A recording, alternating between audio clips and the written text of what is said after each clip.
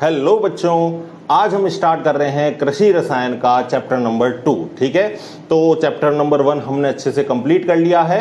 अब हम chapter 2 start करेंगे जिसका नाम है आपका मृदा जीवांश पदार्थ। ठीक है, इसके बारे में हम पूरी जीवांश पदार्थ क्या है, कैसे बनता है, क्या क्या काम है, मृदा में किस किस तरीके से काम करता है, किस तरीके से कृषि को उपज को बढ़ाता है, इन सारी बातों की हम इसमें चर्चा करेंगे। ठीक है, अगर मैं एग्जाम के पॉइंट ऑफ व्यू से बात करूं तो जो ये आपका चैप्टर है, अगर इसका अंक भार मैं आपको बताऊं तो ये आपके 3 नंबर का है। यानी इसमें से एक तो छोटा क्वेश्चन आएगा 1 नंबर का और एक आपका क्वेश्चन आएगा 2 नंबर का। तो टोटल ये कितने नंबर का हो गया आपका चैप्टर? 3 नंबर का। ठीक है, तो चलिए स्टार्ट करते हैं चैप्टर को।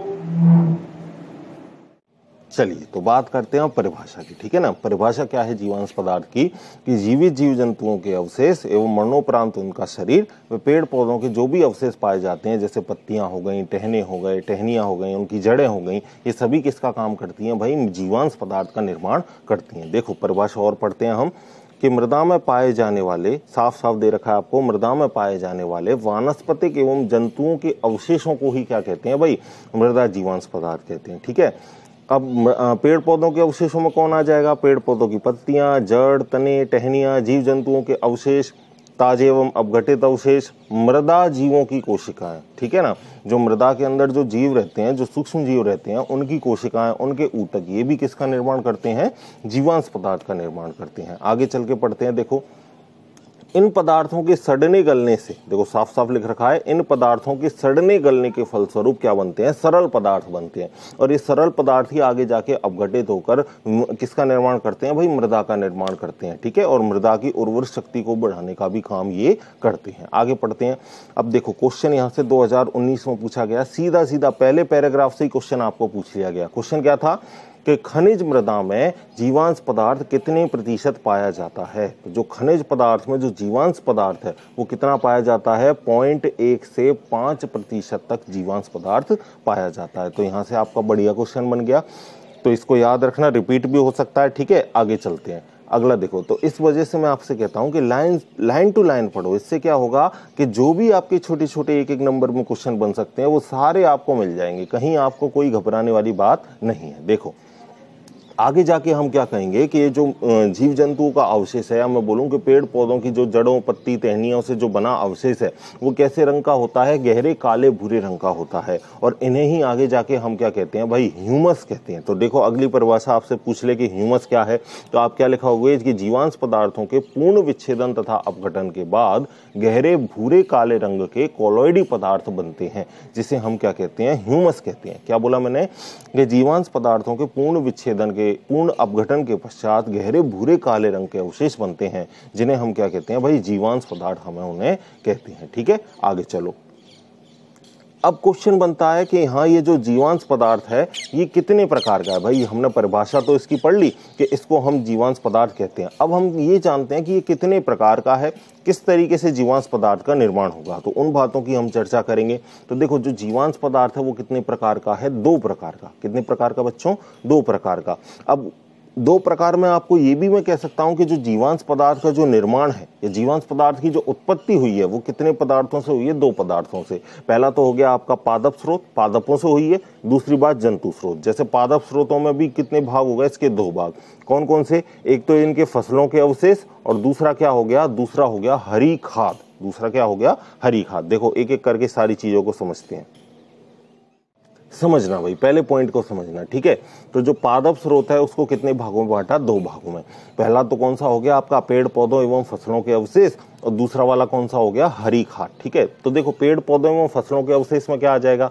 पेड़ पौधों की आपकी क्या आ जाएंगी? पत्तियां आ जाएंगी, उनकी कोमल कोमल टहनियां आ जाएंगी। ठीक है, उनकी जड़ें आ जाएंगी। ठीक है, इत्यादि। कहने का मतलब पूरा जो पेड़ का जो आपका ओवरऑल एक भाग है, उनसे अगर आपके जीवांश पदार्थ का निर्माण होगा तो वो सभी किसके अंतर्गत आ जाएंगे? पेड़ पौधों एवं फसलों के अवशेषों के अंतर्गत आ जाएंगे। ठीक है, तो फसलों के काटने के उपरांत भी इनके क्या बच जाते हैं? जमीन के अंदर इनके डंठल बच जाते हैं ना, जड़ों वाले डंठल बच जाते हैं। फिर हम क्या करते हैं? उनको इकट्ठा करके या तो जलाते हैं या उनको मिट्टी के अंदर गड्ढा करके क्या कर देते हैं? दबा देते हैं। तो वो आगे जाके किसका निर्माण करते हैं भाई? जीवांश पदार्थ का निर्माण करते हैं। ठीक है, और ये जीवांश पदार्थ पौधों को उर्वर शक्ति प्रदान करता है, क्योंकि इनमें पोषक तत्वों की मात्रा अच्छी होती है। तो पोषक तत्वों की मात्रा अच्छी होगी तो पेड़ पौधों की वृद्धि भी अच्छे से होगी, ठीक है ना। तो इस वजह से ये जो जीवांश पदार्थ हैं ये पेड़ पौधों के लिए बहुत ही इंपॉर्टेंट है। क्यों? क्योंकि इनमें पोषक तत्वों की मात्रा ज्यादा होती है, विभिन्न कई तरीके के पोषक पदार्थ इनमें सम्मिलित होते हैं, जिस वजह से ये पौधे की उर्वर शक्ति को बढ़ाते हैं, जिससे हमें जो कृषि उपज है ना वो अच्छी मात्रा में मिलती है, हमें जो पैदावार होती है हमारी फसल की वो अच्छे प्रकार से होती है। अब देखो दूसरा प्रकार कौन सा है इसमें? दूसरा प्रकार मैंने आपको क्या बताया? हरी खाद, ठीक है। तो हरी खाद का मतलब क्या है कि जो पेड़ पौधे हैं उनको ही काट के एज ए खाद की तरह बिछा देना, उसे हम क्या कहते हैं? हरी खाद कहते हैं। अब आपसे क्वेश्चन दूसरा ये पूछा जा सकता है कि हरी खाद के तौर पर किन किन फसलों का उपयोग होता है। तो आप क्या लिखोगे कि हरी खाद के तौर पर सनई, ढैंचा, मूंगा, या मूंग भी आप इसको कह सकते हो, सनई, ढैंचा, मूंग, इन फसलों का क्या होता है भाई? हरी खाद के तौर पर इनका उपयोग होता है। यानी इन पौधों को क्या करते हैं? हम काटते हैं और काट कर इनको हम जुताई करके खेतों में खाद की तरह बिछा देते हैं। और इन पौधों में पोषक तत्वों की मात्रा अच्छी होती है, जो मिट्टी की उर्वर शक्ति को क्या कर देती है? बढ़ा देती है, और हमें कृषि उपज अच्छे से प्राप्त होती है। तो पहला क्वेश्चन आपको ये बन गया कि जो जीवांश पदार्थ के स्रोत हैं वो कितने हैं? तो आप आंसर दोगे 2। पहला हो गया जंतु स्रोत, दूसरा हो गया पादप स्रोत। पादप स्रोतों के कितने भाग है? 2, कि पेड़ पौधे एवं फसलों के अवशेष, और दूसरा क्या हो गया? हरी खाद। अब हरी खाद में भी आपको क्वेश्चन बन सकता है कि पेड़ पौधों में आपको क्या बोले? जीवांश पदार्थों में हरी खाद के तौर पर किन किन पौधों का उपयोग किया जाता है? तो आप दोगे सनई, ढैंचा या मूंग। इन तीनों में से कोई भी आप आंसर दे सकते हो, या तीनों को भी आप उदाहरणों में लिख सकते हो। अब दूसरी बात आपको क्या याद रखनी है? जंतु स्रोत। तो देखो पहले जंतु स्रोत में पढ़ते हैं, ठीक है। तो वही बात आ गई, सनई, ढैंचा, मूंग व अन्य फसलें हरी खाद के रूप में जुताई कर खेतों में मिला दी जाती हैं, जिससे मृदा के जीवांश पदार्थ में क्या होती है भाई? बढ़ोतरी होती है। अब जो दूसरा जो हमारा पॉइंट है वो क्या है? जंतु। अब देखो जंतु क्या करता है? जंतु के भी मैं आपको 2 टाइप बताऊंगा, कि जंतु वो जब जीवित था, और दूसरा उसके मरने के बाद। तो जब वो जीवित था तो जीवित अवस्था में वो किसका त्याग कर रहा था भाई? मलमूत्र का त्याग कर रहा था। और वो मलमूत्र भी किसका काम कर रहा था? जीवांश पदार्थ का काम कर रहा था। तो कहने का मतलब जब जीव जंतु आपका जीवित था तब तो वो मलमूत्र का त्याग कर रहा था, और वो मलमूत्र जीवांश पदार्थ का निर्माण कर रहा था। और दूसरा, मरणोपरांत उसका शरीर, उसका मृत शरीर, मरने के बाद जो उसका मृत शरीर है वो भी किसका काम करता है? वो भी जीवांश पदार्थ का ही काम करता है, ठीक है। अब समझना मेरी बात को एक एक करके। देखो जैसे आपके जीव जंतु हैं तो वो क्या करते हैं भाई? मलमूत्र त्यागते हैं। तो जैसे गोबर की खाद, वर्मी कंपोस्ट खाद, ठीक है, इन सभी खादों का निर्माण होता है। और इन खादों में भी पोषक तत्वों की मात्रा क्या होती है? ज्यादा। तो ज्यादा होने से ये हम इनको खेतों में यूज करते हैं और हमारी पैदावार क्या होती है? बढ़ती है। देखो आपको नाम से ही पता चल रहा है, जीवांश। जीवांश का मतलब क्या है? जीवों का अंश। अब जीव कौन कौन से हैं? जीव सजीवों में कौन कौन आता है भाई? पेड़ पौधे भी सजीवों में आते हैं, और मनुष्य जीव जंतु भी सजीवों में आते हैं। तो इन सजीवों का अंश ही क्या है? आपका जीवांश है। तो कहने का मतलब इनके द्वारा त्यागा गया या इनका पूरा शरीर, ये किसका काम करेगा? जीवांश पदार्थ का ही काम करेगा। तो ठीक है, जो जंतु थे तो जीवित अवस्था में क्या त्याग रहे थे भाई? मलमूत्र। तो उनका मलमूत्र क्या है? जीवांश पदार्थ का काम कर रहा था। और मरने के बाद उनका मृत शरीर भी किसका काम करेगा? जीवांश पदार्थ का काम करेगा। आपने देखा होगा ना कि कोई अगर जीव जंतु मर जाता है और उसको वहां से नहीं उठाया जाता तो उनको उसमें कीड़े पड़ जाते हैं, कीड़े उसको खाते रहते हैं और खा खा कर मलमूत्र का त्याग करते हैं। तो कहने का मतलब एक कंडीशन ऐसी आती है कि वो जीव जंतु पूरा उस भूमि से क्या हो जाता है? गायब हो जाता है। महीने, 3 महीने, 4 महीने में इस तरीके का काम होता है। लेकिन एक कंडीशन ऐसी आती है, आप देखते हो कि वहां से वो जीव पूरा क्या हो चुका है? खत्म हो चुका है। और किसमें मिल चुका है भाई? मिट्टी में मिल चुका है। तो ये सारी घटना किससे होती है भाई? जीव जंतुओं के द्वारा होती है, सूक्ष्म जीव अपघटकों के द्वारा होती है। और ये किसका निर्माण करते हैं? जीवांश पदार्थ का निर्माण करते हैं। एक बार पैराग्राफ को और पढ़ लो। जीव जंतु, कीड़े मकोड़े, जंतु जो मृदा में रहते हैं, जो मिट्टी के अंदर जंतु रहते हैं वो भी, ठीक है, मरने के बाद उनके मृत शरीर अवशेष मृदा में विच्छेदित एवं अपघटित होकर जीवांश पदार्थ बनाते हैं। वही बात बोल दी कि मरणोपरांत उनके मृत शरीर भी क्या होते हैं? अपघटित होकर जीवांश पदार्थ का ही निर्माण करते हैं। गोबर की खाद, कंपोस्ट खाद, पशुओं का मलमूत्र, मृदा में पाए जाने वाले केंचुए, सूक्ष्म जीवाणु, सभी किसका स्रोत है भाई? जीवांश पदार्थों के ही स्रोत है। तो ठीक है, यहाँ पर हमारा जीवांश पदार्थ वाला ये टॉपिक हमारा हो गया क्लियर। अब अगली हेडिंग हमारी क्या है? अगली हेडिंग है हमारी जीवांश पदार्थ का संगठन। बहुत इंपॉर्टेंट है भाई, ठीक है।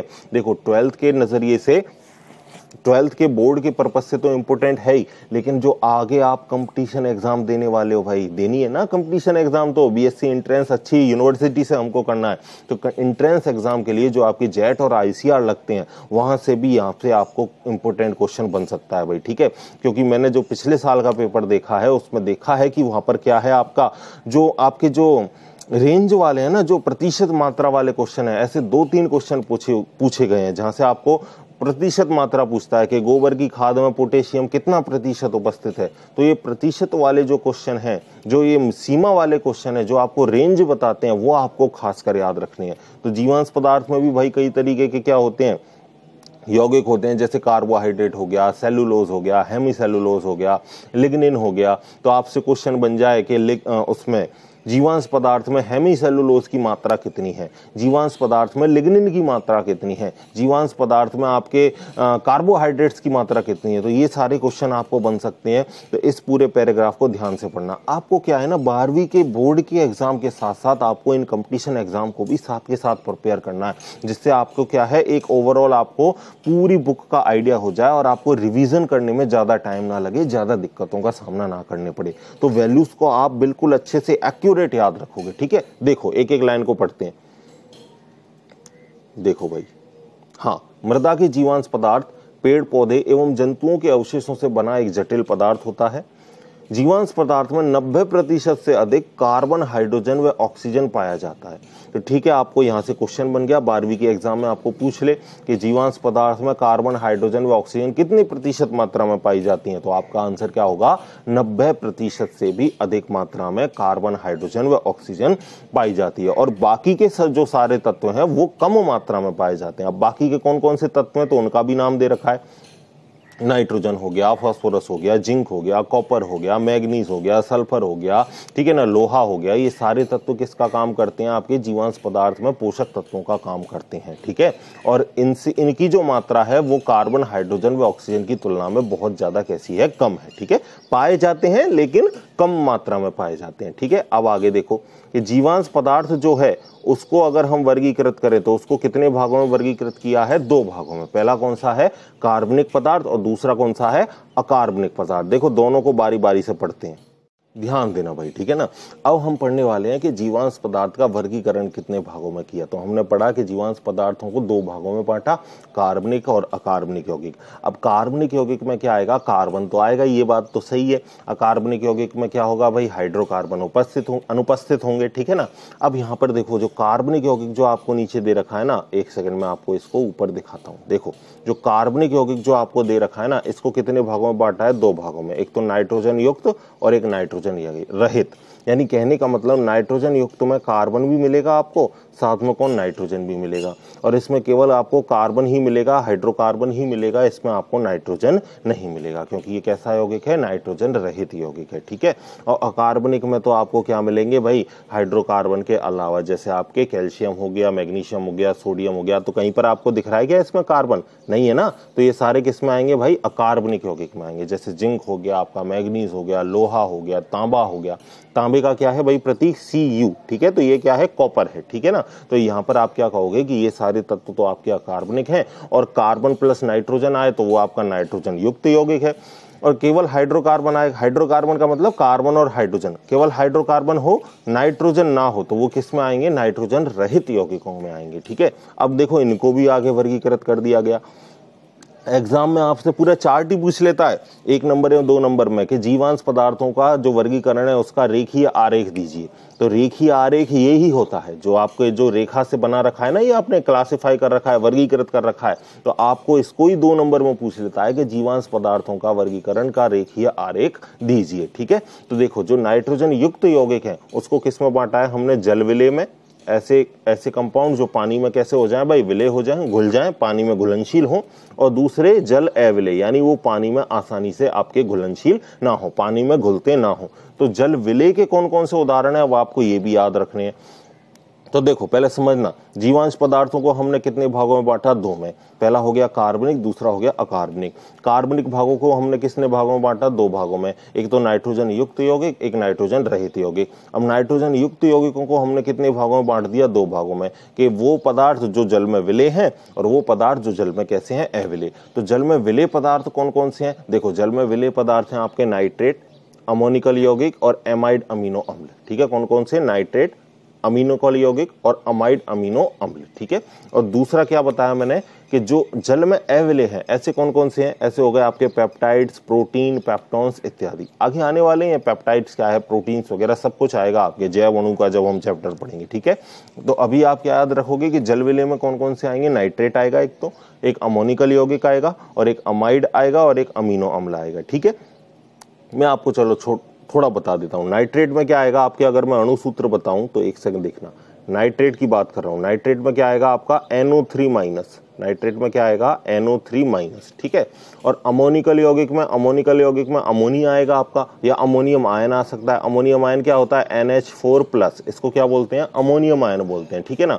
अमाइड में क्या होगा? अमाइड में होगा CONH2, ये होगा आपका किसमें? अमाइड में। अमाइड का बढ़िया एग्जाम्पल है आपका यूरिया। यूरिया में भी कौन सा समूह होता है भाई? अमाइड समूह होता है। और एमिनो अम्ल दे रखा है, तो एमिनो अम्ल में क्या आएगा? एमिनो समूह आएगा जो मैंने अभी आपको बताया, और आपको अम्ल मिलेगा। अम्ल में भी कौन सा? कार्बोक्सिलिक अम्ल। अम्ल में भी कौन सा मिलेगा भाई? कार्बोक्सिलिक अम्ल। और कार्बोक्सिलिक अम्ल क्या होता है? COOH। ठीक है, तो मैंने बस जस्ट आपको थोड़ा सा आइडिया दिया है, आपको तो केवल क्या याद रखना है? नाम याद रखना है। तो जल विलेय में कौन कौन से हो गए? नाइट्रेट, नाइट्रेट के बाद अमोनिकल यौगिक, और अमोनिकल यौगिक के बाद अमाइड, और अमाइड के बाद एमिनो अम्ल। और जल अविलेय में कौन कौन से हो गए? तो जल अविलेय में हो गए आपके, देखो पेप्टाइड्स हो गए, प्रोटीन्स हो गए और पेप्टॉन्स हो गए। ठीक है, तो आपके 4 तो यहाँ पे थे और 3 आपके यौगिक यहाँ पर हैं। ठीक है, तो दोनों को याद रखोगे। दूसरा हमने क्या बोला था? नाइट्रोजन रहित यौगिक। और नाइट्रोजन रहित यौगिक भी कितने प्रकार के हैं भाई? आपके 3 प्रकार के। कौन कौन से? एक तो हो गया कार्बोहाइड्रेट, एक हो गया ईथर और एक हो गया लिग्निन। कार्बोहाइड्रेट का अगर हम विच्छेदन करें तो कार्बन, और हाइड्रेट का मतलब किससे होता है? जल से। हाइड्रेट का मतलब किससे होता है? जल से। भाई हम बोलते हैं ना कि डिहाइड्रेशन हो गया, तो डिहाइड्रेशन का मतलब क्या है? पानी की कमी हो गई। तो कुल मिला के हाइड्रेट का मतलब क्या होता है? पानी। तो यानी कार्बोहाइड्रेट्स में कौन आएगा? देखो कार्बन आ जाएगा, हाइड्रोजन आ जाएगा और ऑक्सीजन आ जाएगा। क्या नाइट्रोजन आया? नहीं आया। तो हम क्या कहेंगे? ये सारे जो यौगिक हैं वो क्या है? नाइट्रोजन रहित यौगिक हैं। ठीक है, समझ गए बात को। दूसरे की बात करते हैं, ईथर। ईथर में भी क्या होता है भाई? ROR, एल्किल समूह होते हैं और बीच में क्या होता है? ऑक्सीजन होता है। तो यहाँ भी आपको पता है कि जो नाइट्रोजन है वो कैसा है? अनुपस्थित है। सेम टू सेम लिग्निन में भी नाइट्रोजन कैसा है भाई? अनुपस्थित है। ठीक है, तो देखो कार्बोहाइड्रेट में कौन कौन से आएंगे? शर्कराएं आ जाएंगी, जितने भी ग्लूकोज, फ्रक्टोज, सुक्रोज वगैरह, ये सारी शर्कराएं किस में आएंगी? आपके कार्बोहाइड्रेट के अंतर्गत। स्टार्च हो गया, सेलुलोज हो गया, हेमी सेलुलोज हो गया, ये सभी किसके अंतर्गत आएंगे भाई? कार्बोहाइड्रेट के अंदर। तो कार्बोहाइड्रेट के अंदर शर्करा आ गई, स्टार्च आ गया, सेलुलोज आ गया। ईथर के अंदर क्या आएंगे? वसा एवं वसीय यौगिक। वसा एवं वसीय यौगिक किसके अंतर्गत आ जाएंगे भाई? ईथर के अंदर आ जाएंगे। ठीक है, तो समझ गए आप, वर्गीकरण पूरा समझ गए। एक बार दोबारा से आप इसको रिवीजन करोगे, क्या करोगे कि भाई 2 भागों में बांटा जीवांश पदार्थ को, कार्बनिक, अकार्बनिक। कार्बनिक को पुनः 2 भागों में बांट दिया, नाइट्रोजन युक्त, नाइट्रोजन रहित। नाइट्रोजन युक्त को भी 2 भागों में बांटा कि जो जल में विलेय हैं, जो जल में अविलेय हैं। और फिर नाइट्रोजन रहित को कितने भागों में बांट दिया? 3 भागों में, कार्बोहाइड्रेट, ईथर और लिग्निन। ठीक है, समझ गए। और अकार्बनिक में जो कार्बन नहीं है वो सारे आ जाएंगे, सोडियम, मैग्नीशियम, ठीक है, जिंक, तांबा, सभी किस में आ जाएंगे भाई? अकार्बनिक यौगिकों में आ जाएंगे। ठीक है, समझ गए। अब यहां से जो मैंने बताया था आपको वो पैराग्राफ इंपॉर्टेंट है कि आपसे पूछ ले कि जीवांश पदार्थों में विभिन्न जो आपके घटक पाए जाते हैं उनका प्रतिशत कितना है। तो कार्बोहाइड्रेट के अंतर्गत अभी हमने पढ़ा है कि कार्बोहाइड्रेट के अंदर स्टार्च, सेलुलोज, हेमी सेलुलोज आते हैं। ठीक है ना। तो देखो स्टार्च कितने प्रतिशत मिलता है? 1 से 5%। ठीक है, कितना मिलता है? 1 से 5%। अब जैसे मैं जिस सीक्वेंस में आपको याद करा रहा हूं ना, उस सीक्वेंस में आप याद करोगे तो देखो आपको आसानी रहेगी। कार्बोहाइड्रेट कितना है? कार्बोहाइड्रेट में पहला कौन सा पॉइंट है? स्टार्च। स्टार्च कितना है? 1 से 5%। अब 5 का कर दो दुगना, 5 का करो दुगना, तो सेकंड जो घटक चालू होगा वो कितने से चालू होगा? 10% से। ठीक है, और सेकंड पर कौन है आपका? सेलुलोज। देख लो आप चित्र में भी, डायग्राम में भी, पीपीटी में भी आप साफ साफ देख लो। सेलुलोज कितना है? 10 से 28%। अब तीसरा जो आएगा उसमें 10 का दुगना कर दो, 10% का दुगना कर दो। भाई 5 का दुगना किया आपने पहले, देखो सीक्वेंस से क्या है, थोड़ा सा आपको माइंड को आइडिया मिल जाता है कि अगला किस पे आने वाला है। 5 को आपने किया 10 से, तो 10 का दुगना होगा, अगली रीडिंग कौन सी आएगी 20 से, ठीक है। तो आप याद रखोगे जो हेमीसेलुलोज है वो आपका कितना है 20 से 50%, ठीक है।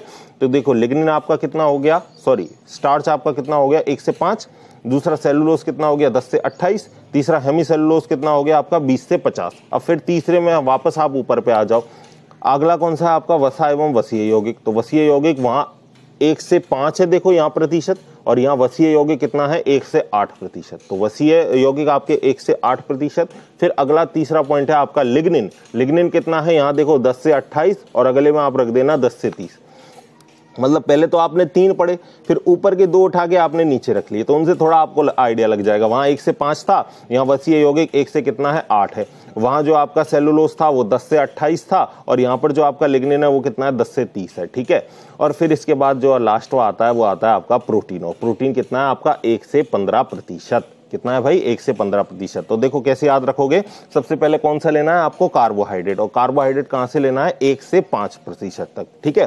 क्योंकि कार्बोहाइड्रेट में पहला जो पॉइंट आ रहा है वो स्टार्च है, और स्टार्च कितना हमारा 1 से 5% तक। फिर दूसरा हमारा कौन सा आता है, दूसरा आता है हमारा सेलुलोज, और सेलुलोज कितना है भाई हमारा 10 से 28, 5 का दुगना किया 10। फिर तीसरा आता है हमारा हेमीसेलुलोज, 10 का दुगना किया, 10 का दुगना हो गया 20, तो हेमीसेलुलोज कितना हो गया 20 से 50%। फिर हम जो दूसरे पॉइंट पर चलेंगे वसा एवं वसीय यौगिक, उसमें ऊपर से हम नीचे ले आएंगे। ऊपर कितना था 1 से 5, तो यहाँ कितना है 1 से 8। फिर इसके वसीय यौगिक के नीचे क्या है लिग्निन, और वहां पर दूसरा कौन सा था आपका सेलुलोज। सेलुलोज वहां कितना था 10 से 28, यहाँ कितना था 10 से 28, और यहाँ ये लिग्निन है वो कितना है 10 से 30। फिर इसके बाद एक आता है प्रोटीन, तो प्रोटीन को आप याद रख लोगे कितना है भाई ये 1 से 15। यानी जो 1 से स्टार्ट होने वाली जो रीडिंग है वो कितनी है 3 रीडिंग है ना भाई 1 से स्टार्ट होने वाली। पहला तो स्टार्च 1 से स्टार्ट हो रहा है, वसीय यौगिक 1 से स्टार्ट हो रहे हैं, और प्रोटीन भी किससे स्टार्ट हो रहा है 1 से स्टार्ट हो रहा है। तो इनके प्रतिशत संगठन याद रखोगे आप, एग्जाम में आपको एज इट इज पूछेगा 1 नंबर में कि जो जीवांश पदार्थ है उसमें वसीय यौगिक की प्रतिशत मात्रा कितनी है। तो आपके बोर्ड के पर्पज से और आपके कंपटीशन प्रतियोगी की परीक्षाओं के पर्पज से भी ये जो क्लास है वो बहुत इंपॉर्टेंट है, ठीक है। तो आज के लिए इतना ही सफिशियंट है, अच्छे से धीरे धीरे पढ़ेंगे, कोई जल्दबाजी नहीं है, आराम से एक एक पॉइंट पर भरपूर हम टाइम देंगे, भरपूर हम समय देंगे, और एक एक टॉपिक्स को आराम से क्लियर करते हुए हम चलेंगे, ठीक है। तो मिलते हैं इसी तरीके की अगली वीडियो में, तब तक पढ़ते रहिए, खुश रहिए, धन्यवाद।